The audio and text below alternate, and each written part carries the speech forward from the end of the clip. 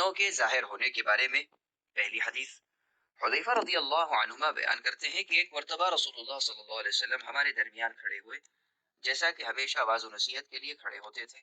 آپ نے اپنے کھڑے ہونے کے درمیان ہر قسم کے فتنے کا ذکر فرمایا جو اس وقت سے لے کر قیامت تک وقوع پذیر ہونے والا تھا۔ یاد رکھنے والوں نے انہیں یاد رکھا اور بھول جانے والوں نے انہیں فراموش کر دیا۔ حذیفہ رضی اللہ عنہما نے کہا کہ میرے یہ تمام رفقا ان فتنوں کو جانتے ہیں، اور حقیقت یہ ہے کہ ان میں سے جب بھی کوئی ایسا فتنہ رونما ہوتا ہے جسے میں بھول چکا تھا، تو جب بھی میں اسے وقوع پذیر ہوتا دیکھ لیتا ہوں تو اسے دیکھ کر میرا حافظہ تازہ ہو جاتا ہے، جیسا کہ ایک شخص جب کسی ایسے شخص کو دیکھتا ہے جو اس سے کافی عرصہ دور رہا ہو، پھر جب اسے غور سے دیکھتا ہے تو اسے پہچان جاتا ہے۔ اس حدیث کو بخاری و مسلم میں روایت کیا ہے۔ وضاحت: اہل بدعات اس حدیث سے استدلال کرتے ہیں کہ رسول اللہ صلی اللہ علیہ وسلم کو علم غیب تھا۔ در حقیقت یہ لوگ حقائق سے مکمل طور پر بے خبر ہیں، اس لیے کہ علم غیب تو صرف اللہ تعالیٰ کے ساتھ خاص ہے۔ رسول اللہ کی زبان مبارک سے جو باتیں بھی نکلی وہ اللہ تعالیٰ کی طرف سے وحی تھی۔ قرآن پاک میں اللہ رب العزت کا ارشاد مبارک ہے: قُلْ لَا يَعْلَمُ مَنْ فِي السَّمَاوَاتِ وَالْأَرْضِ الْغَيْبَ إِلَّا اللَّهُ۔ اے نبی صلی اللہ علیہ وسلم کہہ دیجئے کہ سوائے اللہ کے جو آسمانوں اور زمینوں میں ہے کوئی بھی غیب کا علم نہیں رکھتا۔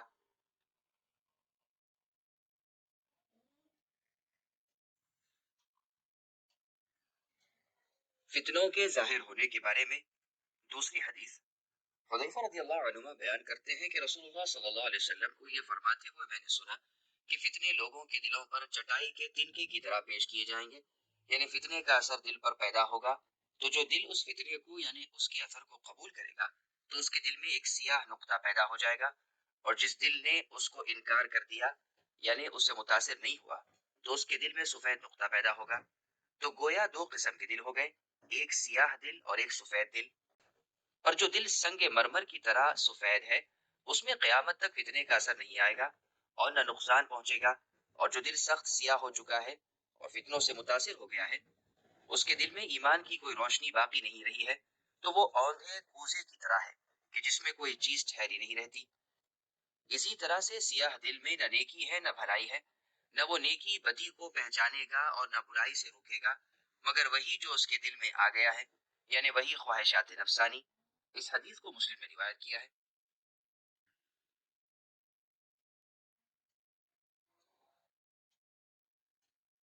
فتنوں کے ظاہر ہونے کے بارے میں تیسری حدیث حذیفہ رضی اللہ عنہ بیان کرتے ہیں کہ رسول اللہ صلی اللہ علیہ وسلم نے ہم سے دو حدیثیں بیان فرمائی، ان میں سے ایک کا ظہور تو میں نے اپنی آنکھوں سے دیکھ لیا اور دوسری کے ظہور کا انتظار کر رہا ہوں۔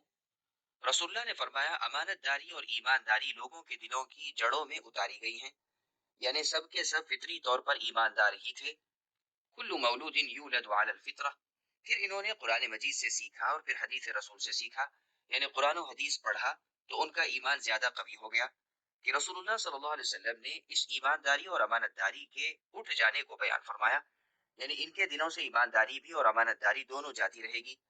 امانت اس طرح اٹھ جائے گی کہ آدمی سو جائے گا یعنی امانت داری سے غافل ہو جائے گا تو اس کے دل سے ایمانداری اور امانت داری اٹھا لی جائے گی، لیکن اس کا اثر اور نشان کالے داغ کی طرح باقی رہے گا۔ پھر وہ سو جائے گا یعنی غفلت اختیار کرے گا تو رہی صحیح امانت داری کی نشانی بھی اٹھا لی جائے گی تو اس کا نشان پھوڑے پھنسی کے آبلے کی طرح باقی رہے گا۔ جیسے تم انگار کو اپنے پاؤں پر لڑکاؤ تو آگ سے جلنے کی وجہ سے اس میں آبلہ پڑ جاتا ہے، جو ابھرا ہوا تم دیکھ لیتے ہو مگر اس میں کوئی فائدہ کی چیز نہیں ہوتی سوائے پانی اور پیپ و لہو کے۔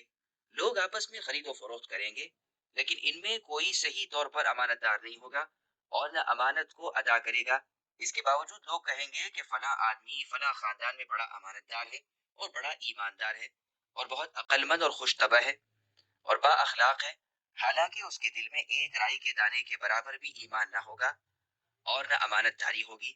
راوی حدیث حذیفہ رضی اللہ عنہ بیان کرتے ہیں کہ مجھ پر ایک ایسا زمانہ آ چکا ہے کہ میں اس کی پرواہ نہیں کرتا تھا کہ کوئی خرید و فروخت میں ادھار دینے سے قیمت نہیں ادا کرے گا، بلکہ وہ معاملے کو صاف رکھتا ہوگا، یعنی خرید و فروخت کرنے میں قیمت دے دیتا کیونکہ وہ مسلمان امانت دار ہوتا تو اس کا اسلام امانت کو ادا کرا دیتا، اور اگر وہ عیسائی ہوتا تو اس زمانے کا حاکم امانت دار کے ادا کرنے پر مجبور کرتا اور وہ میری امانت دے دیتا، مگر اس زمانے میں امانت دار اور ایماندار بہت کم باقی رہ گئے ہیں، اس لیے ہر شخص سے معاملہ نہیں کرتا اور نہ خرید و فروخت میں ادھار کرتا ہوں، مگر فلاں فلاں آدمی سے جس کے اوپر مجھے تجربہ ہو چکا ہے، یہ میری امانت ضرور واپس کر دیں گے۔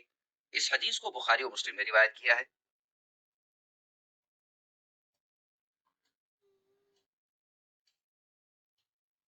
فتنوں کے ظاہر ہونے کے بارے میں چوتھی حدیث، حذیفہ رضی اللہ عنہما بیان کرتے ہیں کہ لوگ رسول اللہ صلی اللہ علیہ وسلم سے خیر کے بارے میں دریافت کرتے تھے، جبکہ میں آپ سے شر یعنی فتنوں سے متعلق دریافت کرتا تھا۔ میں ڈرتا تھا کہ کہیں فتنے مجھے اپنی لپیٹ میں نہ لے لیں۔ حذیفہ رضی اللہ عنہما نے بیان کیا کہ ایک مرتبہ میں نے عرض کیا، اللہ کے رسول، اس میں کوئی شک نہیں کہ ہم اسلام سے پہلے جاہلیت اور برائی میں مبتلا تھے، لیکن اللہ تعالیٰ نے ہمیں اسلام کے ساتھ بھلائی عطا کی، تو کیا اس بھلائی یعنی اسلام کے آنے کے بعد کوئی برائی آنے والی ہے؟ آپ نے فرمایا، ہاں۔ میں نے دریافت کیا، کیا اس برائی کے بعد امن اور چین بھی ہے؟ آپ نے فرمایا، ہاں، البتہ اس میں کدورت ہوگی۔ میں نے دریافت کیا کہ کدورت سے کیا مراد ہے؟ رسول اللہ نے فرمایا، کچھ لوگ ایسے ہوں گے جو میرے طریقے پر نہیں چلیں گے اور وہ میرے بتائے ہوئے طریقے کے خلاف رہنمائی کریں گے۔ تم ان سے اچھی باتیں بھی پاؤ گے اور بری باتیں بھی پاؤ گے۔ میں نے دریافت کیا، کیا اس بھلائی کے بعد کوئی برائی پیش آئے گی؟ آپ نے فرمایا، ہاں، جہنم کے دروازوں پر بلانے والے ہوں گے، جو ان کی باتوں کو تسلیم کرے گا وہ اسے دوزخ میں پھینک دیں گے۔ میں نے عرض کیا، اللہ کے رسول، آپ ہمارے لیے ان کا وصف بیان فرمائیں۔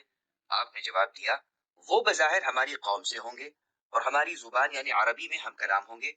میں نے عرض کیا، میں اس صورتحال سے دوچار ہو جاؤں تو آپ میرے لیے کیا حکم صادر فرماتے ہیں؟ آپ نے فرمایا، مسلمانوں کی جماعت اور ان کے امیر کے ساتھ مل کر رہنا۔ میں نے عرض کیا، اگر ان کی جماعت اور امیر نہ ہو تو؟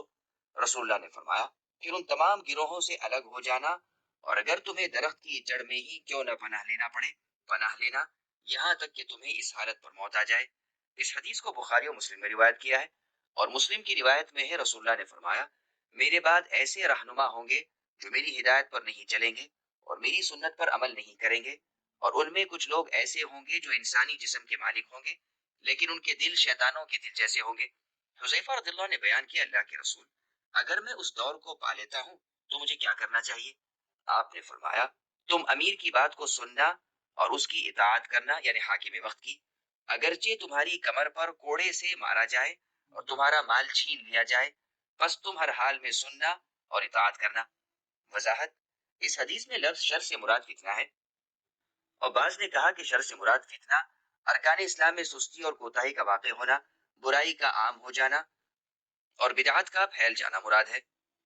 فتنوں کے ظاہر ہونے کے بارے میں پانچویں حدیث، ابو ہریرہ رضی اللہ عنہ بیان کرتے ہیں، رسول اللہ صلی اللہ علیہ وسلم نے فرمایا، فتنوں سے پہلے نیک اعمال میں جلدی کرو، فتنے تاریک رات کے ٹکڑوں کی طرح ہوں گے، صبح کے وقت ایک شخص مومن ہوگا اور شام کے وقت کافر ہو جائے گا، اور شام کے وقت مومن ہوگا اور صبح کے وقت کافر ہو جائے گا، دنیا کے سامان کے بدلے اپنے دین کو فروخت کر دے گا۔ اس حدیث کو مسلم میں روایت کیا ہے۔ فتنوں کے ظاہر ہونے کے بارے میں چھٹی حدیث، ابو ہریرہ رضی اللہ عنہ بیان کرتے ہیں، رسول اللہ صلی اللہ علیہ وسلم نے فرمایا، ان قریب فتنے رونما ہوں گے، ان میں بیٹھنے والا کھڑے ہونے والے سے بہتر ہوگا اور کھڑا ہونے والا چلنے والے سے بہتر ہوگا۔ جو شخص بھی ان کی جانب دیکھے گا فتنے اس کو اپنی جانب کھینچ لیں گے، بس جو شخص پناہ کی جگہ پائے یا کوئی پناہ دینے والا مل جائے تو اسے چاہیے کہ وہ اس کے ذریعے پناہ حاصل کرے۔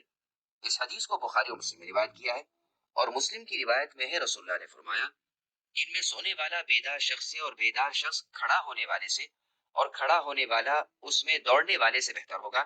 بس جو شخص پناہ کی جگہ پائے یا کوئی پناہ دینے والا مل جائے تو اسے چاہیے کہ وہ پناہ کی جگہ میں پناہ طلب کرے۔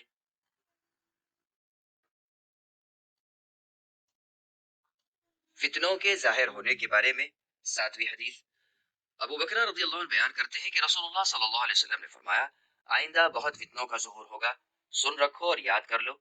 پھر ان فتنوں کے بعد اس سے بھی زیادہ سخت فتنہ ہوگا، پھر ان فتنوں کے بعد اس سے بھی زیادہ سخت فتنہ سامنے آئے گا۔ اس وقت جو شخص فتنے میں بیٹھا ہوا ہوگا وہ چلنے والے سے اچھا ہوگا اور چلنے والا دوڑنے والے سے اچھا ہوگا۔ سن رکھو، جب اس قسم کا فتنہ سامنے آ جائے تو جس کے پاس اونٹ ہو اور وہ اونٹ جنگلوں میں چر رہے ہوں تو وہ اپنے اونٹوں کے پاس چلا جائے، یعنی شہر یا آبادی چھوڑ کر پہاڑوں یا جنگلوں میں سکونت اختیار کر لے، اور جس کے پاس بکریاں ہو وہ بھی اپنی بکریوں کے ساتھ جا کر مل جائے اور جنگلوں اور بیابانوں میں رہنے سہنے کو اختیار کر لے اور شہر یا آبادی کو چھوڑ دے جہاں فتنہ و فساد ہو رہے ہوں، اور جس کے پاس اونٹ اور بکری نہ ہو، صرف زمین ہی زمین ہو، تو وہ اپنی زمین میں چلا جائے۔ ایک شخص نے کہا، اللہ کے رسول، اگر کسی کے پاس اونٹ یا بکری یا زمین نہ ہو تو وہ کیا کرے؟ آپ نے فرمایا، وہ اپنی تلوار لے کر اس کو پتھر سے توڑ ڈالے اور اس کی دھار کو کچل کر بیکار کر دے، تاکہ وہ کسی کو نہ مار سکے۔ پھر اس کے بعد جہاں بن پڑے نجات حاصل کرنے کی کوشش کرے۔ اس کے بعد آپ نے فرمایا، اے اللہ تبارک و تعالی، میں نے آپ کے حکموں کو پہنچا دیا۔ ایک شخص نے کہا، اللہ کے رسول، اگر مجھے مجبور کیا جائے اس فتنے اور فساد میں شریک ہونے کا، یہاں تک کہ ان دونوں فریقوں میں سے کسی ایک فریق نے زبردستی کھینچ کر لڑائی میں شریک کر لیا، اور وہاں کسی آدمی نے مجھے تلوار ماری یا کوئی تیر آ کر مجھے لگ گیا اور مجھے اس تیر نے مار ڈالا، تو میری نسبت آپ کیا فرمائیں گے؟ رسول اللہ نے فرمایا، تمہارا قاتل اپنا اور تمہارا گناہ لے کر جہنم میں داخل ہوگا اور تم شہید ہوگے، یہ بہت بڑی کامیابی ہے۔ اس حدیث کو مسلم میں روایت کیا ہے۔ فتنوں کے ظاہر ہونے کے بارے میں آٹھویں حدیث، ابو سعید خدری رضی اللہ عنہ بیان کرتے ہیں، رسول اللہ صلی اللہ علیہ وسلم نے فرمایا، ان قریب مسلمان کا بہترین مال بکریاں ہوں گی، وہ ان بکریوں کو لے کر پہاڑوں کی چوٹیوں اور چراگاہوں کی جانب چلا جائے گا، اپنے دین کی حفاظت کے لیے فتنوں سے بھاگ جائے گا۔ اس حدیث کو بخاری نے روایت کیا ہے۔ فتنوں کے ظاہر ہونے کے بارے میں نویں حدیث، اسامہ بن زید رضی اللہ عنہما بیان کرتے ہیں، نبی صلی اللہ علیہ وسلم مدینہ منورہ کے قلعوں میں سے ایک قلعے پر بلند ہوئے۔ آپ نے دریافت کیا کہ کیا تم ان چیزوں کو دیکھ رہے ہو جن کو میں دیکھ رہا ہوں؟ صحابہ نے نفی میں جواب دیا کہ نہیں۔ آپ نے فرمایا، میں دیکھ رہا ہوں کہ فتنے تمہارے گھروں کے درمیان بارش کے قطروں کی طرح گر رہے ہیں۔ اس حدیث کو بخاری و مسلم نے روایت کیا ہے۔ فتنوں کے ظاہر ہونے کے بارے میں 10ویں حدیث، ابو ہریرہ رضی اللہ عنہ بیان کرتے ہیں، رسول اللہ صلی اللہ علیہ وسلم نے فرمایا، میری امت کی ہلاکت قریش کے چند نوجوانوں کے ہاتھوں سے ہوگی۔ اس حدیث کو بخاری نے روایت کیا ہے۔ وضاحت، امت سے مراد وہ صحابہ کرام ہیں جو امت کے سب سے قابل احترام اور بہتر افراد تھے۔ نیز ہلاکت سے مقصود وہ واقعات ہیں جو عثمان رضی اللہ عنہ، علی، حسن، حسین رضی اللہ عنہم اور عبداللہ بن زبیر رضی اللہ عنہما وغیرہ کے ساتھ پیش آئے۔ فتنوں کے ظاہر ہونے کے بارے میں 11ویں حدیث، ابو ہریرہ رضی اللہ عنہ بیان کرتے ہیں، رسول اللہ صلی اللہ علیہ وسلم نے فرمایا، قیامت قریب ہوگی، علم قبض ہو جائے گا، فتنے ظہور پذیر ہوں گے، بخل یعنی کنجوشی لوگوں کے دلوں میں موجود ہوگی، اور حرج زیادہ ہوگا۔ صحابہ کرام نے دریافت کیا، اللہ کے رسول، حرج کیا ہے؟ آپ نے فرمایا، قتل ہونا ہے۔ اس حدیث کو بخاری و مسلم میں روایت کیا ہے۔ فتنوں کے ظاہر ہونے کے بارے میں 12ویں حدیث، ابو ہریرہ رضی اللہ عنہ بیان کرتے ہیں کہ رسول اللہ صلی اللہ علیہ وسلم نے فرمایا، دنیا ختم نہیں ہوگی یہاں تک کہ لوگوں پر ایسا زمانہ آ جائے گا کہ اندھا دھند لڑائی ہوگی، مارنے والا یہ نہیں جانے گا کہ کیوں مار رہا ہے، اور نہ مرنے والا جانے گا کہ کیوں مارا گیا ہے۔ لوگوں نے کہا کہ یہ کیسے ہو سکتا ہے؟ آپ نے فرمایا، جنگ و جدال کا زمانہ اور فتنہ و فساد کا زمانہ ہوگا، اور ایسی ناحق لڑائیوں میں قاتل و مقتول دونوں جہنم میں جائیں گے۔ اس حدیث کو مسلم نے روایت کیا ہے۔ فتنوں کے ظاہر ہونے کے بارے میں 13ویں حدیث، معقل ابن یسار رضی اللہ عنہ بیان کرتے ہیں کہ رسول اللہ صلی اللہ علیہ وسلم نے فرمایا، فتنہ و فساد اور لڑائی جھگڑے کے زمانے میں عبادت کرنے کا اتنا ثواب ہے جتنا میری طرف ہجرت کر کے آنے کا ثواب ہے۔ اس حدیث کو مسلم میں روایت کیا ہے۔ فتنوں کے ظاہر ہونے کے بارے میں 14ویں حدیث، زبیر ابن عدی رحمہ اللہ بیان کرتے ہیں کہ ہم لوگ انس ابن مالک رضی اللہ عنہ کی خدمت میں حاضر ہوئے اور حجاج کے ظلم و ستم کی شکایت کی، تو انہوں نے فرمایا کہ تم صبر کرو، آئندہ جو زمانہ آئے گا وہ گزرے ہوئے زمانے سے بدتر زمانہ آئے گا، اسی طرح اس کے بعد کے زمانے کا برا زمانہ ہوگا، یہاں تک کہ تم اللہ سے مل جاؤ گے، یعنی موت تک۔ یہ باتیں میں نے تمہارے نبی محمد صلی اللہ علیہ وسلم سے سنی ہیں۔ اس حدیث کو بخاری نے روایت کیا ہے۔ فتنوں کے ظاہر ہونے کے بارے میں 16ویں حدیث، ثوبان رضی اللہ عنہ بیان کرتے ہیں، رسول اللہ صلی اللہ علیہ وسلم نے فرمایا، اپنی امت کے بارے میں مجھے ان ائمہ سے خطرہ ہے جو امت کو گمراہ کرنے والے ہیں، اور جب میری امت میں تلوار نکل آئے گی تو قیامت کے دن تک نہیں رکے گی۔ اس حدیث کو ابو داؤد و ترمذی نے روایت کیا ہے۔ فتنوں کے ظاہر ہونے کے بارے میں 17ویں حدیث، سفینہ رضی اللہ عنہ بیان کرتے ہیں کہ میں نے نبی صلی اللہ علیہ وسلم سے سنا، آپ نے فرمایا، خلافت نبوت کے انداز پر 30 سال تک ہوگی، اس کے بعد بادشاہت ہوگی۔ بعد از سفینہ رضی اللہ عنہ نے وضاحت کی کہ ابو بکر کی خلافت 2 برس، عمر رضی اللہ عنہ کی خلافت 10 برس، عثمان رضی اللہ عنہ کی خلافت 12 برس، اور علی رضی اللہ عنہ کی خلافت 6 برس تھی۔ اس حدیث کو احمد، ترمذی اور ابو داؤد نے روایت کیا ہے۔ فتنوں کے ظاہر ہونے کے بارے میں 18ویں حدیث، حذیفہ رضی اللہ عنہما بیان کرتے ہیں کہ میں نے رسول اللہ صلی اللہ علیہ وسلم سے عرض کیا کہ اے اللہ کے رسول، کیا اس زمانے خیر یعنی اسلام کے بعد برا زمانہ آ جائے گا؟ اسلام سے پہلے جیسے لوگ کافر اور برے لوگ تھے، ایسے ہی موجودہ اسلام کے بعد لوگ کافر اور مرتد ہوں گے؟ آپ نے فرمایا ہاں۔ میں نے عرض کیا اللہ کے رسول، اس سے پھر کیسے بچاؤ ہوگا؟ آپ نے فرمایا تلوار سے بچاؤ ہوگا، یعنی جہاد کرنے اور ان سے مقابلہ کرنے سے ہو سکتا ہے۔ غالباً یہ اشارہ ہے کہ رسول اللہ کے انتقال کے بعد کچھ لوگ مرتد ہو گئے تھے، تو ابو بکر رضی اللہ عنہ نے تلوار سے ان کا مقابلہ کیا اور ارتداد کے فتنے سے بچایا۔ پھر میں نے عرض کیا کیا اس تلوار کے استعمال کرنے کے بعد مسلمان باقی رہیں گے؟ آپ نے فرمایا ہاں۔ اس وقت کی خلافت خالص اسلامی نہیں ہوگی، بلکہ فتنہ و فساد کی بنیاد پر قائم ہوگی، یعنی ظاہری طور پر تو اسلامی حکومت کہلائے گی، لیکن باطنی طور پر ان کے دل صاف نہ ہوں گے، بلکہ غبار آلودہ ہوں گے، لیکن دیکھنے میں بظاہر خوشنما ہوگی۔ کچھ بھی نہیں اور کدورت پر صلح ہوگی، یعنی دھوکہ دہی اور نفاق پر صلح ہوگی۔ میں نے عرض کیا اللہ کے رسول پھر کیا ہوگا؟ آپ نے فرمایا اس کے بعد ایک ایسی جماعت پیدا ہوگی جو گمراہی اور بغاوت کی طرف بلائے گی۔ اگر روئے زمین میں کوئی مسلمان خلیفہ ہو تو وہ ظالم، ناجائز اور ناحق تمہاری پیٹھ پر درہ لگائے اور تمہارے مال کو چھین لے، تب بھی تم جائز کاموں میں اس کی اطاعت کرنا اور اس سے بغاوت نہ کرنا۔ اور اگر کوئی مسلمان خلیفہ نہ ہو تو تم گمراہ فرقوں سے الگ تھلگ رہو اور کسی درخت کی جڑ میں گوشہ نشینی کے لیے بیٹھ جاؤ اور جنگلوں اور غیر آباد جگہوں میں بود و باش اختیار کر لو، گو تمہیں سختی ہی کیوں نہ اٹھانی پڑے اور درخت کی چھال چبانی پڑے اور گھاس پھوس پر زندگی گزارنی پڑے۔ پھر میں نے عرض کیا کہ اے اللہ کے رسول پھر اس کے بعد کیا ہوگا؟ آپ نے فرمایا پھر دجال ظاہر ہوگا، اس کے ساتھ پانی کی نہر ہوگی اور آگ، یعنی گرم اور سرد دونوں چیزیں اس کے ساتھ ہوں گی۔ وہ لوگوں کے سامنے اپنے معبود ہونے کا اظہار کرے گا اور اس پر انہیں مجبور کرے گا۔ جو اس کو معبود نہیں مانیں گے تو اس کو آگ میں ڈال دے گا، اور جو مانے گا اس کو پانی میں۔ تو جو آگ میں گیا وہ شہید ہوا اور اس کا ثواب اس کے لیے واجب ہو گیا اور اس کا گناہ معاف کر دیا گیا، اور جو پانی میں آیا ہے تو اس کا گناہ اس پر مسلط ہو گیا، اس کی نیکی برباد ہو گئی۔ میں نے عرض کیا اللہ کے رسول پھر اس کے بعد کیا ہوگا؟ آپ نے فرمایا پھر اس کے بعد عیش آرام کا زمانہ ہوگا، لوگ گھوڑا گھوڑی وغیرہ پالیں گے اور اس سے بچے پیدا ہوں گے، لیکن اس پر سواری نہ ہوگی، یعنی وہ سواری کے قابل نہیں ہوگا، یعنی قیامت آ جائے گی اور یہ عیسیٰ علیہ السلام کا زمانہ ہوگا۔ اس زمانے میں کوئی کافر نہ ہوگا کہ جہاد کی ضرورت پڑے اور گھوڑے پر سوار ہونے کی نوبت آئے۔ اور ایک روایت میں اس طرح سے ہے کہ فریب کاری اور دھوکہ دہی پر صلح ہوگی اور نفاق پر ایک جماعت رہے گی۔ میں نے عرض کیا کہ کدورت پر صلح ہونے کا کیا مطلب ہے؟ یعنی رسول اللہ نے فرمایا سب لوگوں کے دل صاف ستھرے خالص ایمان کے ساتھ نہیں رہیں گے جیسے پہلے تھے۔ میں نے عرض کیا اللہ کے رسول اس زمانے کے بعد کیا برا زمانہ آئے گا؟ آپ نے فرمایا ہاں، اندھا اور انگیز زمانہ آئے گا، اس فتنے کے دروازے پر بیٹھ کر لوگ جہنم کی طرف بلائیں گے۔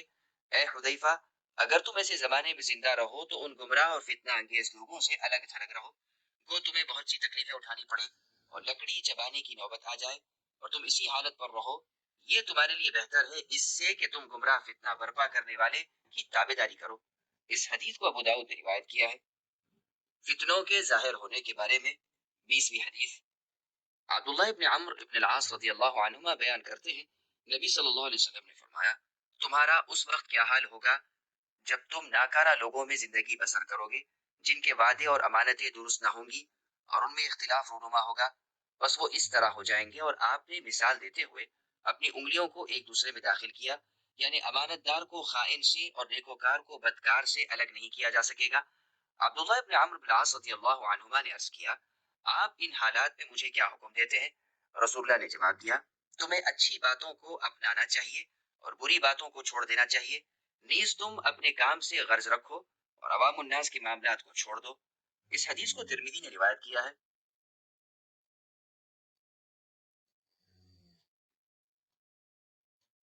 فتنوں کے ظاہر ہونے کے بارے میں 21ویں حدیث ابو موسیٰ الاشعری رضی اللہ عنہ نبی اکرم صلی اللہ علیہ وسلم سے بیان کرتے ہیں، آپ نے فرمایا قیامت سے پہلے بہت سے فتنے ہوں گے جو اندھیری رات کے ٹکڑوں کی مانند ہوں گے۔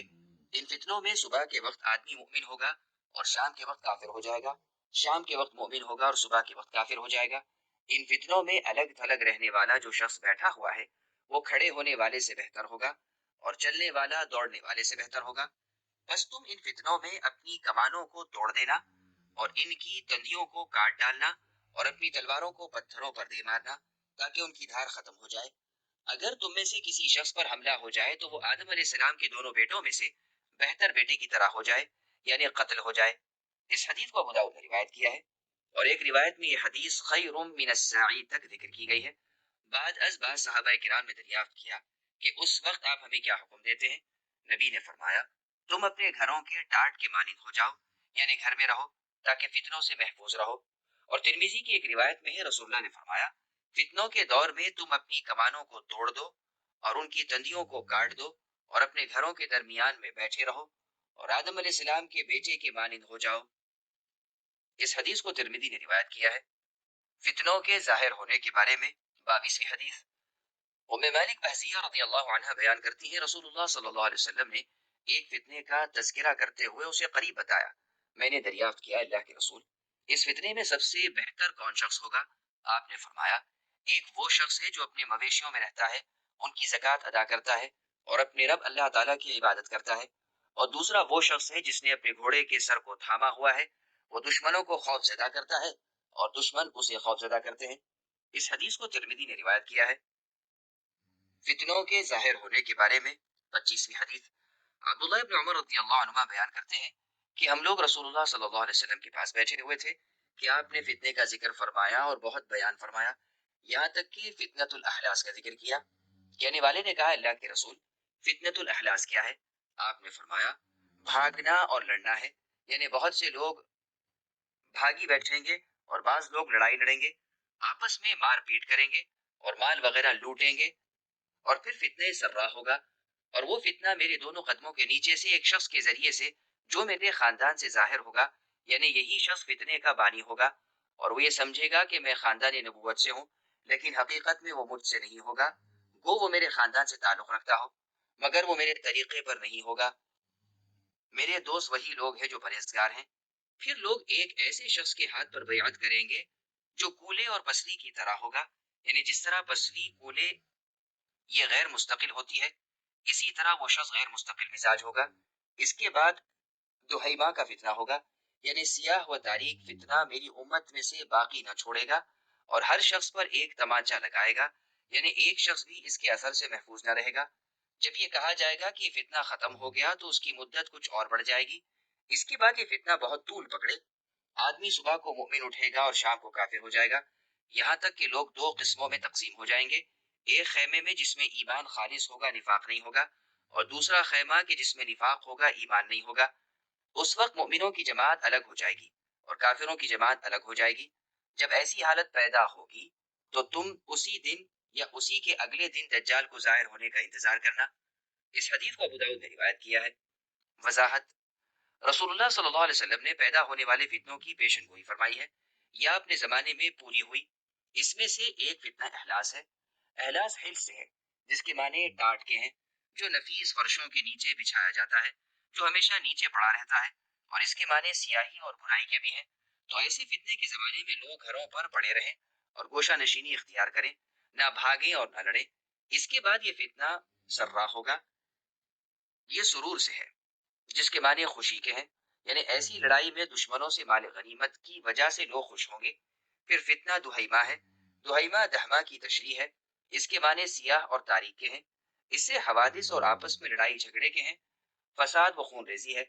لوگ دو قسموں میں منقسم ہو جائیں گے، مؤمن اور منافق۔ تو اسی زمانے میں دجال ظاہر ہوگا، مہدی علیہ السلام اور عیسیٰ علیہ السلام کی تشریف آوری ہوگی، تو اس وقت مؤمن الگ ہوں گے اور کافر و منافق الگ ہو جائیں گے۔ فتنوں کے ظاہر ہونے کے بارے میں 26ویں حدیث، ابو ہریرہ رضی اللہ عنہ بیان کرتے ہیں کہ رسول اللہ صلی اللہ علیہ وسلم نے فرمایا، عرب والوں کے لیے بڑی افسوس کی بات ہے کہ فتنہ ان کے اوپر عنقریب آنے والا ہے، جو اس وقت اپنے ہاتھ کو روک لے گا وہ نجات پا جائے گا۔ اس حدیث کو ابو داؤد نے روایت کیا ہے۔ غالباً اس سے مراد شہادت عثمان ابن عفان رضی اللہ عنہ اور شہادت حسن و حسین رضی اللہ عنہما ہے، یا جنگ صفین کی طرف اشارہ ہے، واللہ اعلم۔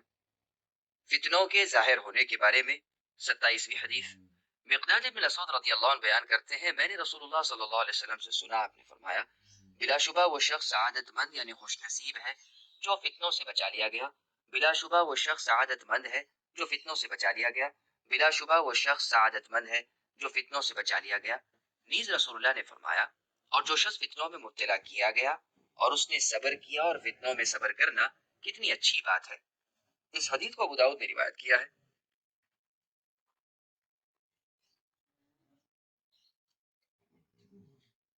فتنوں کے ظاہر ہونے کے بارے میں 28ویں حدیث، ثوبان رضی اللہ عنہ بیان کرتے ہیں رسول اللہ صلی اللہ علیہ وسلم نے فرمایا، جب میری امت کے بعض لوگوں میں تلوار میان سے باہر نکل آئے گی تو قیامت کے دن تک تلوار قتل و غارت گیری سے باز نہیں آئے گی، اور قیامت اس وقت تک قائم نہیں ہوگی جب تک کہ میری امت کے کچھ لوگ مشرکوں کے ساتھ نہ مل جائیں گے، اور جب تک کہ میری امت کے کچھ قبائل بتوں کی پوجا نہ شروع کر دیں گے۔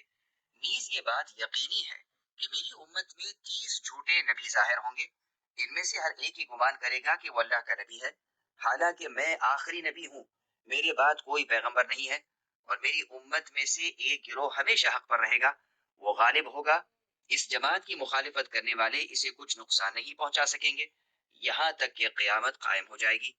اس حدیث کو ابو داؤد اور ترمذی نے روایت کیا ہے۔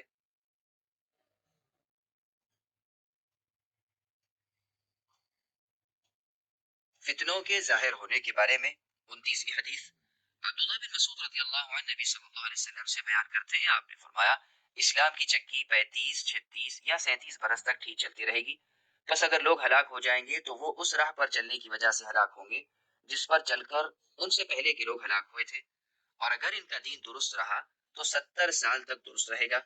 عبداللہ بن مسعود رضی اللہ عنہ کہتے ہیں، میں نے دریافت کیا، کیا 70 سال 35 سال کے بعد مقصود ہے یا ان کے سمیت مراد ہے؟ رسول اللہ نے فرمایا، ان کے سمیت 70 سال مراد ہے۔ اس حدیث کو ابو داؤد نے روایت کیا ہے۔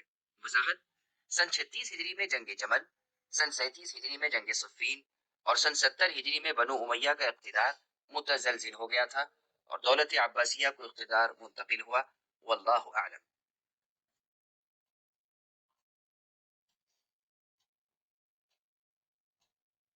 فتنوں کے ظاہر ہونے کے بارے میں 30ویں حدیث، ابو واقد اللیثی رضی اللہ عنہ بیان کرتے ہیں کہ جب رسول اللہ صلی اللہ علیہ وسلم جنگ حنین کے لیے نکلے تو آپ مشرکین کے ایک درخت کے پاس سے گزرے جس پر وہ اپنے ہتھیار لٹکاتے تھے۔ اس درخت کو ذات انواد کہا جاتا تھا۔ کچھ لوگوں نے جو توحید پر پختہ نہ تھے یا جو نئے نئے مسلمان ہوئے تھے مطالبہ کیا کہ اللہ کے رسول ہمارے لیے بھی ذات انواد درخت مقرر فرمائیں جیسا کہ ان کے لیے ذات انواد ہے۔ رسول اللہ صلی اللہ علیہ وسلم نے تعجب کا اظہار کرتے ہوئے فرمایا، سبحان اللہ، یہ بات تو بالکل ایسی ہے جو موسیٰ علیہ السلام کی قوم بنی اسرائیل نے موسیٰ علیہ السلام سے کہی تھی کہ اے موسیٰ، آپ ہمارے لیے ایک معبود متعین کر دیجئے جیسا کہ ان کافروں کے لیے معبود ہیں۔ پھر رسول اللہ نے تنبیہ فرمائی کہ اس ذات کی قسم جس کے ہاتھ میں میری جان ہے، تم ان لوگوں کے راستوں پر چلنا شروع کر دو گے جو تم سے پہلے گزر چکے ہیں، یعنی یہود و نصارہ۔ اس حدیث کو ترمذی نے روایت کیا ہے۔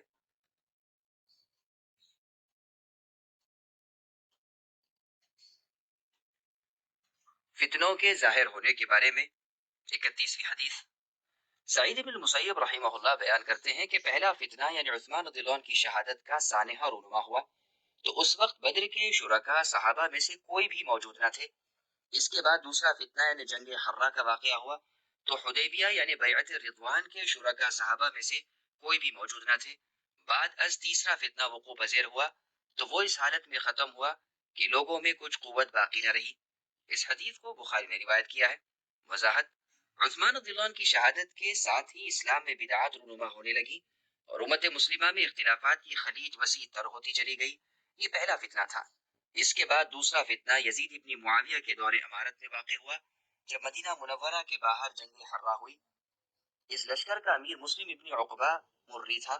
یہ واقعہ سن 63 ہجری میں پیش آیا، اور تیسرے فتنے سے مراد عبداللہ ابن زبیر رضی اللہ عنہما کا فتنہ ہے، جس میں عبداللہ ابن زبیر رضی اللہ عنہما اور اہل مکہ پر حجاج نے تیر برسائے اور حرم پاک کی حرمت کو پامال کیا۔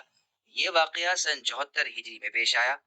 یحییٰ بن سعید الانصاری بیان کرتے ہیں کہ مسجد نبوی میں کبھی یہ نوبت نہ آئی تھی کہ باجماعت نماز ادا نہ ہوئی ہو، لیکن 3 مرتبہ ایسا ہوا کہ باجماعت نماز ادا نہ ہو سکی۔ پہلی مرتبہ جس روز عثمان رضی اللہ عنہ شہید کیے گئے، دوسری مرتبہ جب جنگ حرہ کا واقعہ پیش آیا، اور تیسری مرتبہ جب ابو حمزہ خارجی کا فتنہ خروج ظاہر ہوا۔ یہ فتنہ سن 130 ہجری میں پیش آیا تھا۔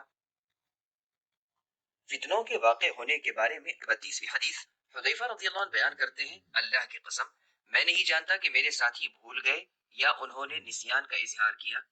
اللہ کی قسم رسول اللہ صلی اللہ علیہ وسلم نے انتہائی دنیا تک ہونے والے داعیان فتنہ جن کی تعداد 300 سے زائد تک پہنچے گی کے متعلق بتایا۔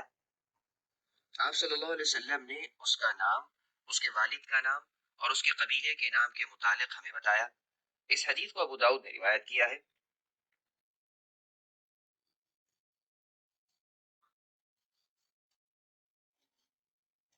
لڑائیوں کی بابت پیشن گوئیوں کے بارے میں پہلی حدیث ابو ہریرہ رضی اللہ عنہ بیان کرتے ہیں کہ رسول اللہ صلی اللہ علیہ وسلم نے فرمایا، قیامت اس وقت تک قائم نہ ہوگی جب تک ایسے بڑے دو گروہوں میں لڑائی نہ ہوگی جن دونوں کا دعویٰ ایک ہی ہوگا، مراد صفین کی لڑائی ہے۔ دونوں طرف والے مسلمان ہیں اور قیامت اس وقت تک نہ ہوگی جب تک جھوٹے دجال پیدا نہ ہو۔ یہ 30 کے قریب ہوں گے، ان میں سے ہر ایک ہی دعویٰ کرے گا کہ میں اللہ کا پیغمبر ہوں، اور قیامت اس وقت تک قائم نہ ہوگی یہاں تک کہ دین کا علم دنیا سے اٹھ جائے گا اور زلزلے بہت زیادہ ہوں گے، یعنی معمول کے خلاف فتنے، دین کے فسادات نمودار ہوں گے، اور حرج بہت ہوگا یعنی خون ریزی، اور مال بہت ہو کر بہہ کر نکلے گا، اتنا کہ مال والے کو اس کی فکر رہے گی کہ اس کی خیرات کوئی لیتا ہے یا نہیں۔ ایک شخص کو خیرات دینے جائے گا، وہ کہے گا مجھ کو کچھ حاجت و ضرورت نہیں ہے، اور لوگ خوب لمبی لمبی عمارتیں بنائیں گے، اور ایک شخص دوسرے شخص کی قبر کے پاس سے گزرے گا تو یہ کہے گا کہ کاش میں اس کی جگہ ہوتا، یعنی مر گیا ہوتا۔ اور سورج مغرب کی طرف سے نکلے گا، جب ادھر سے نکلے گا اور سب لوگ دیکھ لیں گے تو سب کے سب اللہ تعالیٰ پر ایمان لے آئیں گے، مگر اس وقت کا ایمان لانا اس شخص کے لیے کچھ مفید نہ ہوگا جو اس سے پہلے ایمان نہیں لا چکا تھا یا ایمان لا کر کچھ نیک کام نہیں کر چکا تھا۔ اور قیامت ایسی اچانک آ جائے گی کہ دو آدمی کپڑا پھیلائے بیچ رہے ہوں گے کہ ابھی بیچنے سے فراغت نہیں پائے ہوں گے اور کپڑے تہ تک نہیں کیے ہوں گے کہ قیامت آ جائے گی۔ اور کوئی آدمی اپنی اونٹنی کا دودھ لے کر جا رہا ہوگا، ابھی پینے کی نوبت نہیں آئی ہوگی کہ قیامت آ جائے گی۔ اور کوئی آدمی اپنا حوض لی پوت رہا ہوگا، اپنے جانوروں کو اس میں پانی نہ پلایا ہوگا کہ قیامت آ جائے گی۔ اور کوئی آدمی نوالا منہ تک اٹھا چکا ہوگا، ابھی کھایا نہ ہوگا کہ قیامت آ جائے گی۔ اس حدیث کو بخاری و مسلم میں روایت کیا ہے۔ لڑائیوں کی بابت پیشن گوئیوں کے بارے میں دوسری حدیث ابو ہریرہ رضی اللہ عنہ بیان کرتے ہیں، رسول اللہ صلی اللہ علیہ وسلم نے فرمایا، قیامت قائم ہونے سے پہلے تم ایسے لوگوں سے جہاد کرو گے جن کے جوتے بالوں والے چمڑے کے ہوں گے، اور یہاں تک کہ تم ترکوں یعنی یاجوج و ماجوج سے جنگ کرو گے۔ ان کی آنکھیں چھوٹی ہوں گی، ان کے چہرے سرخ ہوں گے، ان کے ناک چپٹے ہوں گے، گویا کہ ان کے چہرے ایسی ڈھالوں کی طرح ہوں گے جو ایک دوسرے کے اوپر رکھی گئی ہیں۔ اس حدیث کو بخاری و مسلم میں روایت کیا ہے۔ وضاحت، ترکوں سے مراد وہ قوم ہے جنہیں منگول یا تاتار کہتے ہیں، اور اس جنگ سے مراد وہ جنگ ہے جو جنگیز خان نے لڑی جب اس نے بغداد کی عظمت اور شان و شوکت کو تاخت و تاراج کر دیا۔ لڑائیوں کی بابت پیشن گوئیوں کے بارے میں تیسری حدیث ابو ہریرہ رضی اللہ عنہ بیان کرتے ہیں، رسول اللہ صلی اللہ علیہ وسلم نے فرمایا، قیامت اس وقت تک قائم نہیں ہوگی جب تک تم خوز اور کرمان کے عجمی باشندوں سے لڑائی نہ کرو گے۔ ان کے چہرے سرخ ہوں گے، ناک چپٹی ہوں گی، آنکھیں چھوٹی ہوں گی، ان کے چہرے ایسے ڈھالوں کی طرح ہوں گے جو ایک دوسرے کے اوپر رکھی گئی ہیں، اور ان کے جوتے بالوں والے چمڑے کے ہوں گے۔ اس حدیث کو بخاری نے روایت کیا ہے۔ لڑائیوں کی بابت پیشن گوئیوں کے بارے میں پانچویں حدیث ابو ہریرہ رضی اللہ عنہ بیان کرتے ہیں، رسول اللہ صلی اللہ علیہ وسلم نے فرمایا، قیامت اس وقت تک قائم نہیں ہوگی جب تک کہ مسلمان یہودیوں سے جنگ نہ کریں گے۔ مسلمان ان کو قتل کر دیں گے، یہاں تک کہ یہودی پتھر اور درخت کی اوٹ میں چھپتا پھرے گا۔ وہ پتھر یا درخت کہے گا، اے مسلمان، اے اللہ کے بندے، یہ یہودی میرے پیچھے چھپا ہوا ہے، تو آ کر اسے قتل کر دے۔ لیکن غرقد نامی درخت ایسا نہیں کہے گا کیونکہ وہ یہودیوں کا درخت ہے۔ اس حدیث کو مسلم میں روایت کیا ہے۔ وضاحت، یعنی وہ ایک کانٹے دار درخت ہے جو بیت المقدس کی طرف بہت ہوتا ہے، وہ یہود کا درخت ہے۔ لڑائیوں کی بابت پیشن گوئیوں کے بارے میں چھٹی حدیث ابو ہریرہ رضی اللہ عنہ بیان کرتے ہیں، رسول اللہ صلی اللہ علیہ وسلم نے فرمایا، قیامت اس وقت تک قائم نہیں ہوگی جب تک کہ ایک شخص قحطان سے خروج نہ کرے گا، وہ لوگوں کو اپنی لاٹھی کے ساتھ ہانکے گا۔ اس حدیث کو بخاری و مسلم میں روایت کیا ہے۔ وضاحت، یعنی سب لوگ اس کے مطیع اور تابعدار بن جائیں گے اور وہ سختی سے ان پر حکومت کرتے یہ قحطانی یا سفیانی امام مہدی کے ظہور سے پہلے عرب سے نکلے گا اور وہ سختی سے ان پر حکومت کرے گا، عرب کا سارا ملک اپنے تصرف میں کر لے گا۔ لڑائیوں کی بابت پیشن گوئیوں کے بارے میں ساتویں حدیث، ابو ہریرہ رضی اللہ عنہ بیان کرتے ہیں کہ رسول اللہ صلی اللہ علیہ وسلم نے فرمایا، رات دن ختم نہیں ہوں گے، یعنی دنیا نہیں ختم ہوگی یہاں تک کہ بادشاہ ہو جائے گا ایک آدمی جس کو جہجہ کہا جائے گا، اور ایک روایت میں ہے کہ غلاموں میں سے ایک شخص روئے زمین کا مالک ہو جائے گا جس کو جہجہ کہا جائے گا۔ اس حدیث کو مسلم نے روایت کیا ہے۔ لڑائیوں کی بابت پیشن گوئیوں کے بارے میں آٹھویں حدیث، جابر بن سمرہ رضی اللہ عنہ بیان کرتے ہیں کہ میں نے رسول اللہ صلی اللہ علیہ وسلم سے سنا، آپ نے فرمایا، ایک جماعت کسرا کے خزانوں کو اپنے قبضے میں لے گی جو سفید قلعے میں ہوں گے۔ اس حدیث کو مسلم نے روایت کیا ہے۔ وضاحت، اس سے مقصود وہ قلعہ ہے جسے اہل فارس سفید کوشک کہتے تھے۔ شہر پر مسلمانوں کے قبضے کے بعد وہاں مسجد تعمیر کر دی گئی۔ یہ علاقہ عمر رضی اللہ عنہ کے دور خلافت میں فتح ہوا اور مسلمانوں نے اس قلعے سے ملنے والے خزانے پر قبضہ کیا۔ لڑائیوں کی بابت پیشن گوئیوں کے بارے میں نبوی حدیث، ابو ہریرہ رضی اللہ عنہ بیان کرتے ہیں رسول اللہ صلی اللہ علیہ وسلم نے فرمایا، کسرا ہلاک ہو گیا، پھر اس کے بعد کوئی کسرا نہیں ہوگا، بلکہ قیامت تک اس کی بادشاہت مسلمانوں کے پاس رہے گی، اور روم کا بادشاہ بھی ضرور ہلاک ہو جائے گا، اس کے بعد کوئی قیصر نہ ہوگا، اور ان دونوں کے خزانے اللہ تعالیٰ کی راہ میں بانٹ دیے جائیں گے۔ اور نبی صلی اللہ علیہ وسلم نے لڑائی کو دھوکہ بازی کا نام دیا۔ اس حدیث کو بخاری و مسلم میں روایت کیا ہے۔ لڑائیوں کی بابت پیشن گوئیوں کے بارے میں دسویں حدیث، نافع بن عتبہ رضی اللہ عنہ بیان کرتے ہیں رسول اللہ صلی اللہ علیہ وسلم نے فرمایا، تم جزیرت العرب کے لیے جنگ کرو، اللہ تعالیٰ تمہارے ہاتھوں اس کو فتح کرائیں گے، اس کے بعد فارس کو اللہ تعالیٰ تمہارے ہاتھوں فتح کرائیں گے، اس کے بعد تم رومیوں سے جنگ کرو گے، اس کو بھی اللہ تعالیٰ تمہارے ہاتھوں فتح کرائیں گے، پھر تم دجال سے جنگ کرو گے، اس کو بھی اللہ تعالیٰ تمہارے ہاتھوں فتح کرائیں گے۔ اس حدیث کو مسلم نے روایت کیا ہے۔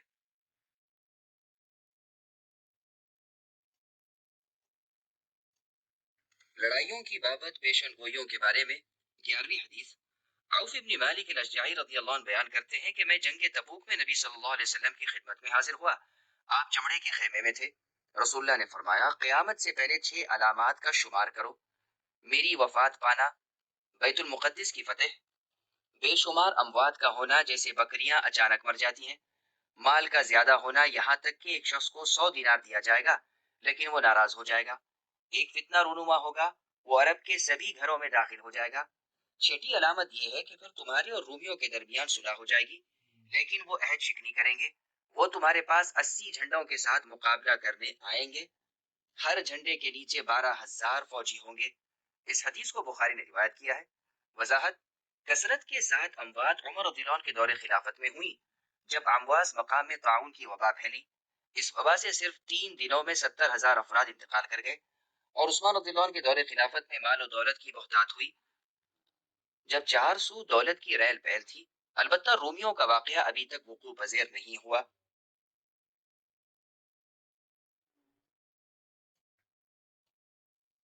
لڑائیوں کی بابت پیشن گوئیوں کے بارے میں 12ویں حدیث، ابو ہریرہ رضی اللہ عنہ بیان کرتے ہیں رسول اللہ صلی اللہ علیہ وسلم نے فرمایا، قیامت اس وقت تک قائم نہیں ہوگی جب تک رومی اعماق یا دابق مقام میں نہ اتریں گے، ان کی جانب دمشق شہر سے ایک لشکر نکلے گا، یہ لوگ ان دنوں زمین پر آباد لوگوں میں سے سب سے بہتر ہوں گے، جب وہ صف بندی کریں گے تو رومی کہیں گے کہ ہمارے اور ان لوگوں کے درمیان سے ہٹ جاؤ جنہوں نے ہمارے لوگوں کو قیدی بنایا، یعنی رومی کہیں گے کہ اس سے پہلے جن لوگوں نے ہم سے جنگ کی اور ہمارے ساتھی قیدی کیے انہیں ہمارے سامنے لاؤ، ہم ان سے لڑائی کرنا چاہتے ہیں، لیکن مسلمان کہیں گے کہ نہیں، اللہ کی قسم، ہم تمہیں اور اپنے بھائیوں کو اکیلا نہیں چھوڑ سکتے، بس وہ ان سے لڑائی کریں گے، مسلمانوں کے لشکر کا تیسرا حصہ شکست کھا کر بھاگ جائے گا، اللہ تعالیٰ کبھی ان کی توبہ قبول نہیں کریں گے، اور مسلمانوں کے لشکر کا تیسرا حصہ قتل ہو جائے گا، یہ لوگ اللہ تعالیٰ کے نزدیک افضل شہید شمار ہوں گے، نیز لشکر کا تیسرا حصہ کامیاب ہو جائے گا، وہ کبھی بھی کسی آزمائش میں نہیں ڈالے جائیں گے،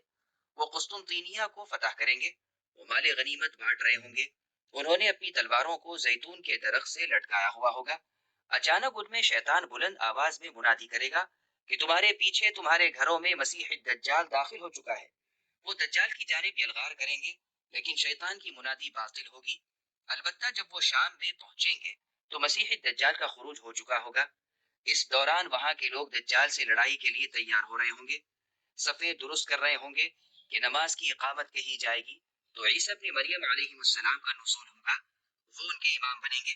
جب اللہ تعالیٰ کا دشمن مسیح الدجال عیسیٰ علیہ السلام کو دیکھے گا تو وہ کمزور ہوتا چلا جائے گا، جیسا کہ نمک پانی میں حل ہو جاتا ہے۔ اگرچہ عیسیٰ علیہ السلام دجال کو کچھ نہ کہیں گے، پھر بھی وہ کمزور ہوتا چلا جائے گا، حتیٰ کہ اپنی موت آپ مر جائے گا، لیکن اللہ تعالیٰ اس کا قتل عیسیٰ علیہ السلام کے ہاتھوں کرائیں گے، اور عیسیٰ علیہ السلام لوگوں کو دجال کا خون اپنے نیزے میں لگا ہوا دکھائیں گے۔ اس حدیث کو مسلم میں روایت کیا ہے۔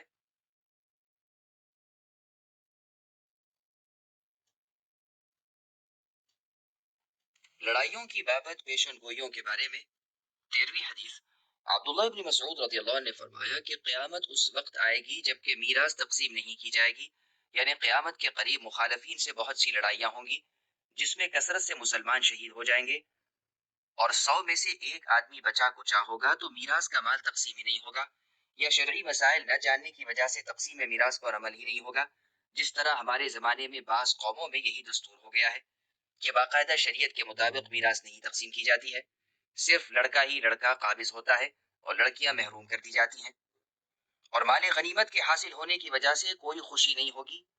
دشمنان اسلام مسلمانوں سے جنگ کرنے کے لیے فوجیں جمع کریں گے اور نہایت گھمسان کی لڑائی کرنے کے لیے تیاری کریں گے، اور ان کافروں اور عیسائیوں سے مقابلے کے لیے مسلمان بھی لشکر جمع کریں گے۔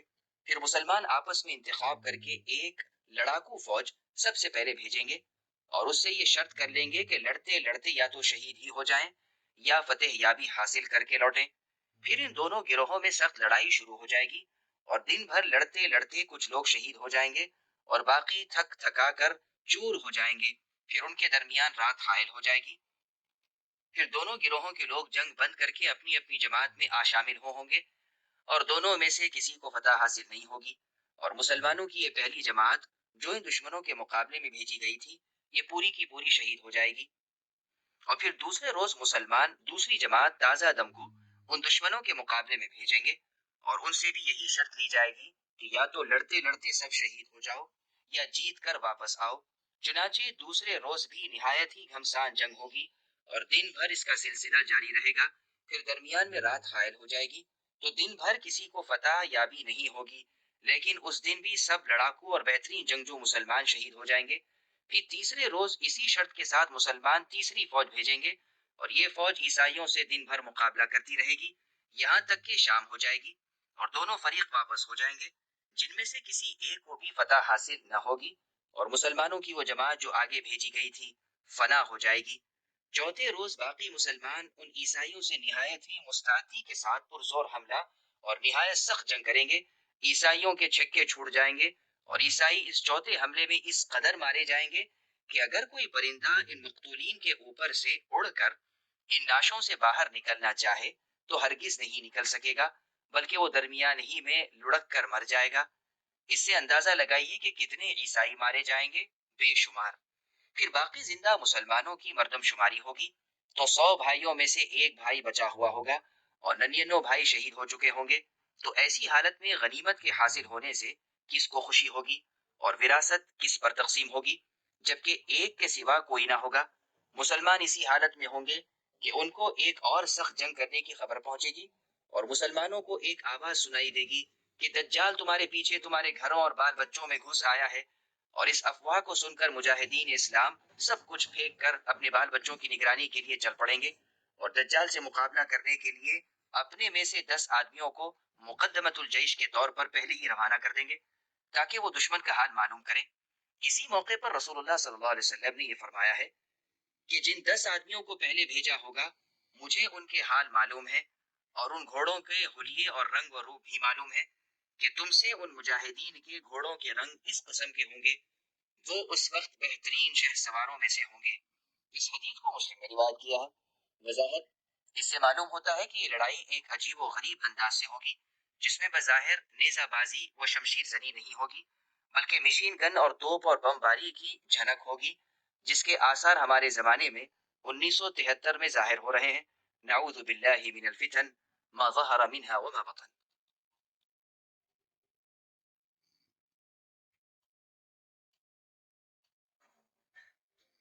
لڑائیوں کی بابت پیشن گوئیوں کے بارے میں 14ویں حدیث، ابو ہریرہ رضی اللہ عنہ بیان کرتے ہیں کہ رسول اللہ صلی اللہ علیہ وسلم نے صحابہ کرام سے دریافت کیا کہ کیا تم لوگوں نے بھی ایسے شہر کا ذکر سنا ہے جس کا ایک حصہ خشکی کی طرف ہے اور دوسرا حصہ سمندر کی طرف ہے؟ صحابہ کرام نے عرض کیا کہ ہاں یا رسول اللہ، ہم لوگوں نے سنا ہے کہ وہ قسطنطینیہ ہے۔ رسول اللہ صلی اللہ علیہ وسلم نے فرمایا، اسحاق علیہ السلام کی اولاد میں سے 70,000 اس شہر والوں سے جہاد کریں گے۔ جب یہ مجاہدین اسلام اس شہر کے پاس پہنچ جائیں گے اور وہاں قیام پذیر ہوں گے، یہ مجاہدین ان شہریوں پر نہ تیر برسائیں گے اور نہ ہتھیاروں سے مقابلہ کریں گے، بلکہ نعرہ تکبیر کی برکت سے فتح یابی حاصل ہوگی، یعنی لا الہ الا اللہ واللہ اکبر کہیں گے، جس کی برکت سے شہر پناہ کی ایک دیوار خود بخود گر پڑے گی۔ پھر دوبارہ نعرہ تکبیر کریں گے، یعنی لا الہ الا اللہ واللہ اکبر۔ یہ گرجتی ہوئی آوازوں سے شہر پناہ کا دوسرا حصہ منہدم ہو جائے گا۔ پھر تیسری مرتبہ لا الہ الا اللہ واللہ اکبر کہنے سے شہر میں داخل ہونے کا راستہ کھل جائے گا۔ وہ مجاہدین اسلام نہایت آسانی کے ساتھ شہر میں گھس جائیں گے اور اس شہر کو فتح کر لیں گے، اور بہت سارا مال غنیمت ان کے قبضے میں آ جائے گا۔ وہ اس مال غنیمت کو آپس میں تقسیم کرتے ہوئے ہوں گے کہ اتنے میں ایک آواز سنائی دے گی کہ دجال نکل آیا ہے۔ یہ سن کر وہ سب لوگ مال غنیمت وہی چھوڑ کر دجال کی طرف چل پڑیں گے۔ اس حدیث کو مسلم میں روایت کیا ہے۔ وضاحت: یہ 70,000 اس شہر کے فتح کرنے والے بنو اسحاق ہیں، یعنی اسحاق علیہ السلام کی اولاد میں سے ہوں گے، اور وہ سب کے سب مسلمان ہوں گے، یہودی نہیں ہوں گے، اور ان مسلمانوں کے ساتھ عرب کے اور مسلمان بھی شامل ہوں گے، اور سب مل کر اس شہر کو فتح کریں گے۔ لیکن یہ فتح یابی بلا خون ریزی و بلا ضرب و حرب کے، یعنی نعرہ تکبیر کی برکت سے حاصل ہوگی، جیسا کہ حدیث سے ظاہر ہو گیا ہے۔ واللہ علی کل شیء قدیر۔ لڑائیوں کی بابت پیشن گوئیوں کے بارے میں 15ویں حدیث۔ معاذ بن جبل رضی اللہ عنہ بیان کرتے ہیں کہ رسول اللہ صلی اللہ علیہ وسلم نے فرمایا، بیت المقدس کی آبادی جب انتہائی کمال کو پہنچ جائے اور وہاں دنیاوی زندگی کے عیش و آرام کا بہت سا سامان پہنچ جائے گا، تو وہ مدینۃ المنورہ کی تباہی و خرابی یعنی وہاں کی ویرانی کا باعث بنے گی، کیونکہ بیت المقدس کی ترقی کافروں اور یہودیوں کی وجہ سے ہوگی، اور یہ لوگ مدینۃ المنورہ کی تخریب کی کوشش کریں گے، اور جنگ و جدال صرف فتنہ و فساد کی وجہ سے بہت زور و شور کے ساتھ شروع ہوگا، جیسا کہ ہم پہلے بیان کر چکے ہیں، اور فتنے کا ظہور اور جنگ عظیم کا وقوع قسطنطینیہ کی فتح کا سبب ہوگا، اور قسطنطینیہ کی فتح دجال کے خروج کا سبب ہوگا۔ اس حدیث کو ابو داؤد نے روایت کیا ہے۔ لڑائیوں کی بابت پیشن گوئیوں کے بارے میں 18ویں حدیث۔ ابن عمر رضی اللہ عنہما بیان کرتے ہیں کہ عنقریب مسلمانوں کو مدینۃ المنورہ کی جانب دھکیل دیا جائے گا، یہاں تک کہ ان کی آخری سرحد صلاح ہوگی، اور صلاح مقام خیبر کے نزدیک ہے۔ اس حدیث کو ابو داؤد نے روایت کیا ہے۔ لڑائیوں کی بابت پیشن گوئیوں کے بارے میں 19ویں حدیث۔ ذو مخبر رضی اللہ عنہ بیان کرتے ہیں، میں نے رسول اللہ صلی اللہ علیہ وسلم سے سنا، آپ نے فرمایا، مستقبل میں تم رومیوں سے صلح کرو گے جو امن کے ساتھ موصوف ہوگی، بس تم ان کی معیت میں اپنے دشمنوں سے جنگ کرو گے جو تمہارے پیچھے ہوں گے، تمہیں غلبہ حاصل ہوگا، تم مال غنیمت جمع کرو گے اور امن میں رہو گے۔ اس کے بعد تم واپس آؤ گے یہاں تک کہ تم بلند جگہ کی چراگاہ میں پڑاؤ ڈالو گے، تو عیسائیوں میں سے ایک شخص صلیب یعنی کراس بلند کرتے ہوئے نعرہ لگائے گا کہ صلیب کو غلبہ حاصل ہو گیا ہے۔ اس کا یہ نعرہ سن کر ایک مسلمان شخص غصے میں آ کر اس کی صلیب کو توڑ ڈالے گا۔ اس وقت رومی عہد شکنی کریں گے اور لڑائی کے لیے جمع ہو جائیں گے، اور بعض راویوں نے یہ اضافہ نقل کیا ہے کہ مسلمان اپنے ہتھیاروں کی جانب غصے کی حالت میں لپکیں گے اور لڑائی شروع کر دیں گے، تو اللہ تعالیٰ اس جماعت کو شہادت کے اعزاز سے نوازیں گے۔ اس حدیث کو ابو داؤد نے روایت کیا ہے۔ لڑائیوں کی بابت پیشن گوئیوں کے بارے میں 20ویں حدیث۔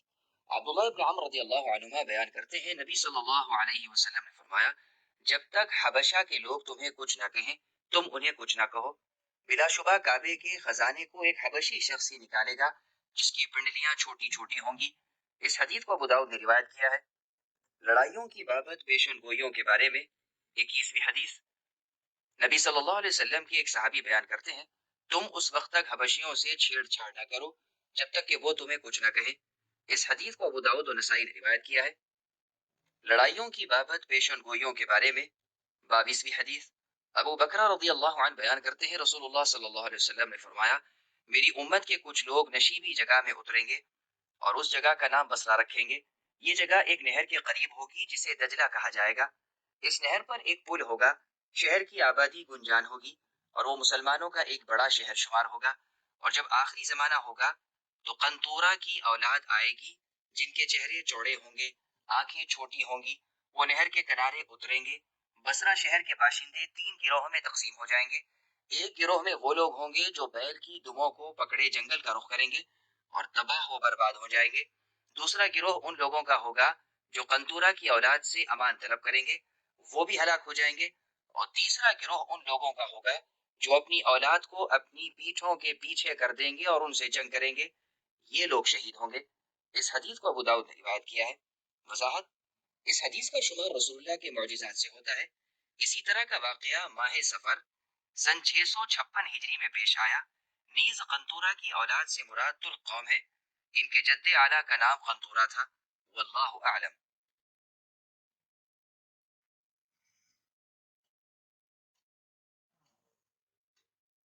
لڑائیوں کی بابت پیشن گوئیوں کے بارے میں 33ویں حدیث۔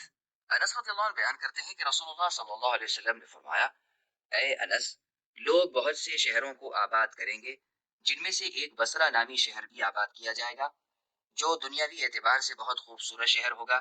اگر کسی زمانے میں تمہارا وہاں جانے کا اتفاق ہو تو اس شہر میں ہمیشہ ٹھہرنے کے لیے مت جانا، اور نہ وہاں کی شوری زمین پر جانا، اور وہاں کے سبزے سے اور وہاں کے کھجوروں سے بچتے رہنا، اور وہاں کے بازاروں میں مت جانا، اور وہاں کے امیروں اور بادشاہوں کے دروازوں پر مت جانا، بلکہ اس شہر کے اطراف اور کناروں میں جا سکتے ہو، کیونکہ یہ سب مقامات عذاب الہی کے آنے کے ہیں، اور ان میں سے بعض مقامات گناہوں کی وجہ سے زمین میں دھسا دیے جائیں گے، اور وہاں پر پتھروں کی بارش ہوگی جس سے وہاں کے رہنے والے سنگسار ہو جائیں گے، اور وہاں پر بہت سے زلزلے آئیں گے جس سے زمین پھٹ جائے گی، اور وہاں ایک ایسی قوم ہوگی جو رات کو اپنی انسانی شکل و صورت میں سوئے اور صبح کو اس کے جوانوں کو بندر اور بوڑھوں کو سور بنا دیا جائے گا۔ اس حدیث کو ابو داؤد نے روایت کیا ہے۔ وضاحت: یہ پیشن گوئی قیامت کے قریب ظاہر ہوگی۔ واللہ اعلم۔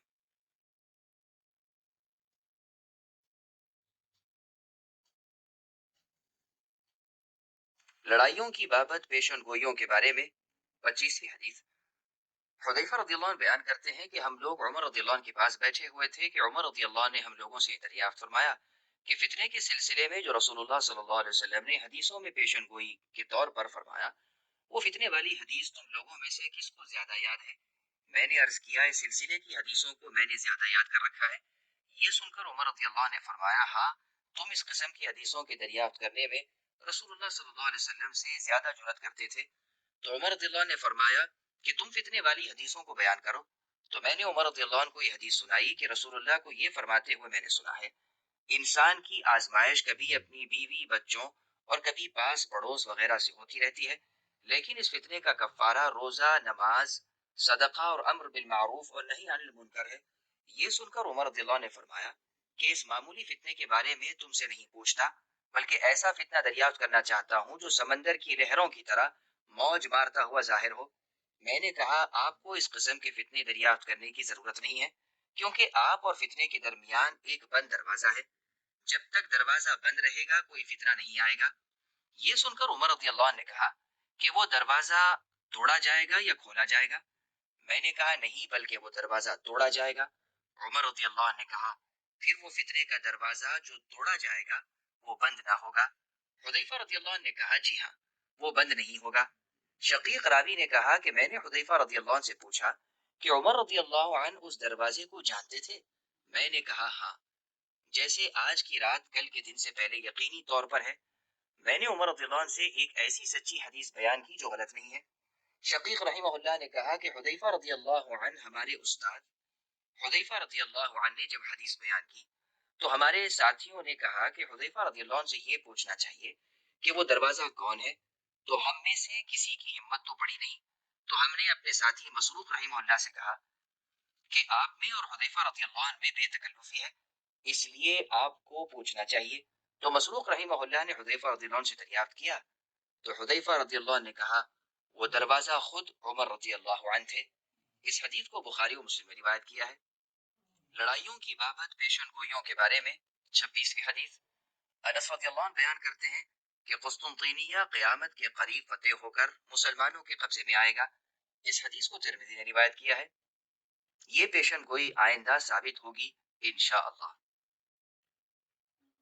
لڑائیوں کے متعلق پیشن گوئیوں کے بارے میں 27ویں حدیث، بریدہ رضی اللہ عنہ نبی صلی اللہ علیہ وسلم سے اس حدیث میں روایت کرتے ہیں جس میں ہے چھوٹی آنکھوں والے یعنی ترک تم سے قتال کریں گے، فرمایا تم 3 مرتبہ انہیں دھکیلو گے حتیٰ کہ تم انہیں جزیرے عرب تک پہنچا دو گے۔ پہلی مرتبہ دھکیلنے کے موقع بھاگ جانے والے بچ جائیں گے، دوسری مرتبہ بعض بچ جائیں گے اور بعض ہلاک ہو جائیں گے، جبکہ تیسری مرتبہ وہ ہلاک کر دیے جائیں گے، یا جیسے آپ صلی اللہ علیہ وسلم نے فرمایا۔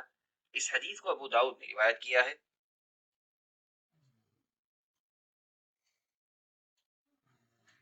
قیامت کی علامات کے بارے میں پہلی حدیث، انس رضی اللہ عنہ بیان کرتے ہیں کہ میں نے رسول اللہ صلی اللہ علیہ وسلم سے سنا، آپ نے فرمایا بے شک قیامت کی علامات میں سے ہے کہ علم اٹھ جائے گا، جہالت عام ہو جائے گی، زنا کثرت سے ہوگا، شراب کثرت سے پی جائے گی، مرد کم ہوں گے اور عورتیں زیادہ ہوں گی، یہاں تک کہ 50 عورتوں کا ذمہ دار ایک شخص ہوگا، اور ایک روایت میں ہے کہ علم ختم ہو جائے گا اور جہالت عام ہو جائے گی۔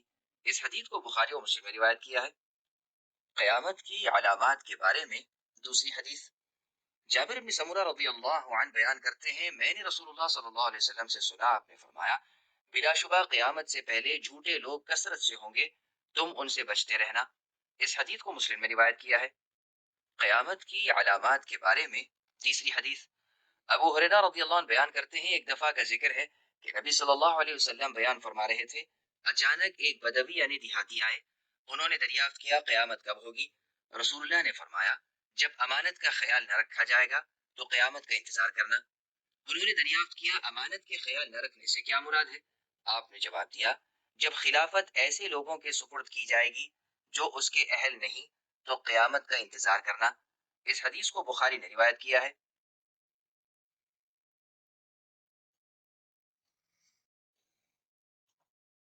قیامت کی علامات کے بارے میں چوتھی حدیث، ابو ہریرہ رضی اللہ عنہ بیان کرتے ہیں رسول اللہ صلی اللہ علیہ وسلم نے فرمایا قیامت اس وقت تک قائم نہیں ہوگی جب تک کہ مال کی بہتات نہ ہو جائے گی، مال اس قدر زیادہ ہو جائے گا کہ ایک شخص اپنے مال کی زکوٰۃ نکالے گا، وہ کسی شخص کو نہ پائے گا جو اس سے زکوٰۃ کا مال قبول کرے، اور یہاں تک کہ عرب کی زمین میں باغات اور پانی کی نہریں بن جائیں گی۔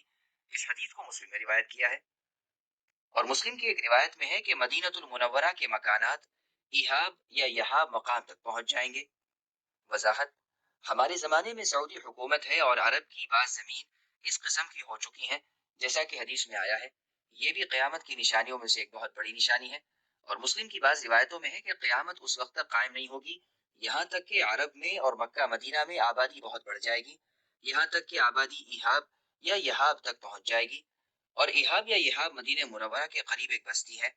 وضاحت، کہا جاتا ہے کہ اس خلیفہ سے مراد امام مہدی ہیں جن کے زمانے میں بے شمار مال ہو جائے گا اور لوگوں میں ان گنت مال تقسیم کریں گے، یہ پیشن گوئی بھی آئندہ پوری ہوگی انشاء اللہ تعالی۔ قیامت کی علامات کے بارے میں پانچویں حدیث، جابر رضی اللہ عنہما بیان کرتے ہیں رسول اللہ صلی اللہ علیہ وسلم نے فرمایا آخری دور میں ایک خلیفہ ہوگا جو مال تقسیم کرے گا، ذخیرہ اندوزی نہیں کرے گا، اور ایک روایت میں ہے آپ نے فرمایا میری امت کے آخر میں ایک خلیفہ ہوگا جو دونوں ہاتھوں سے مال بھر بھر کر دے گا اور شمار نہیں کرے گا۔ اس حدیث کو مسلم میں روایت کیا ہے۔ قیامت کی علامات کے بارے میں ساتویں حدیث، ابو ہریرہ رضی اللہ عنہ بیان کرتے ہیں رسول اللہ صلی اللہ علیہ وسلم نے فرمایا قیامت اس وقت تک قائم نہیں ہوگی جب تک کہ دریائے فرات سونے کے پہاڑ سے دور نہ ہو جائے گا، لوگ سونا حاصل کرنے کے لیے ایک دوسرے کو قتل کریں گے، چنانچہ 100 افراد میں سے 99 قتل ہو جائیں گے، اور ان میں سے ہر شخص کا یہ خیال ہوگا کہ شاید میں ہی وہ انسان ہوں جو زندہ بچ جاؤں گا۔ اس حدیث کو مسلم میں روایت کیا ہے۔ قیامت کی علامات کے بارے میں آٹھویں حدیث، ابو ہریرہ رضی اللہ عنہ بیان کرتے ہیں رسول اللہ صلی اللہ علیہ وسلم نے فرمایا زمین اپنے اندر چھپے ہوئے ٹکڑوں کو باہر نکال دے گی جو سونے اور چاندی کے ستونوں کے مانند ہوں گے، بس قاتل آئے گا اور کہے گا کہ کیا اس کی وجہ سے میں نے قتل کیا تھا، اور قطع رحمی کرنے والا آئے گا اور کہے گا کہ کیا اس کے سبب میں نے قطع رحمی کی، اور چور آئے گا اور کہے گا کہ کیا اس کے سبب میرا ہاتھ کاٹا گیا، پھر وہ مال کو چھوڑ دیں گے اور اس میں سے کچھ بھی نہیں لیں گے۔ اس حدیث کو مسلم نے روایت کیا ہے۔ قیامت کی علامات کے بارے میں نبی حدیث، ابو ہریرہ رضی اللہ عنہ بیان کرتے ہیں رسول اللہ نے فرمایا اس ذات کی قسم جس کے ہاتھ میں میری جان ہے، دنیا اس وقت تک فنا نہیں ہوگی حتیٰ کہ ایک شخص کسی قبر کے پاس سے گزرے گا، وہ اس پر اپنا جسم رگڑے گا اور کہے گا اے کاش میں اس قبر میں ہوتا، یہ آرزو دینداری کے سبب نہیں ہوگی بلکہ فتنوں کے سبب ہوگی۔ کوئی شخص زندہ رہنا پسند نہیں کرے گا۔ اس حدیث کو مسلم نے روایت کیا ہے۔ قیامت کی علامات کے بارے میں 10ویں حدیث، ابو ہریرہ رضی اللہ عنہ بیان کرتے ہیں رسول اللہ صلی اللہ علیہ وسلم نے فرمایا، قیامت اس وقت تک قائم نہ ہوگی جب تک کہ حجاز کی زمین سے آگ نہ نکلے گی جس سے بصرہ شہر کے اونٹوں کی گردنیں روشن ہوں گی۔ اس حدیث کو بخاری اور مسلم نے روایت کیا ہے۔ وضاحت، نووی کہتے ہیں کہ یہ آگ سن 654 ہجری میں مدینہ منورہ کے مشرقی کنارے سے نکلی تھی۔ اس آگ کے بارے میں ملک شام اور دیگر ممالک کے لوگ خوب علم رکھتے ہیں، اور مدینہ منورہ کے جن احباب نے اس آگ کو دیکھا انہوں نے مجھے اس کے بارے میں خبر دی۔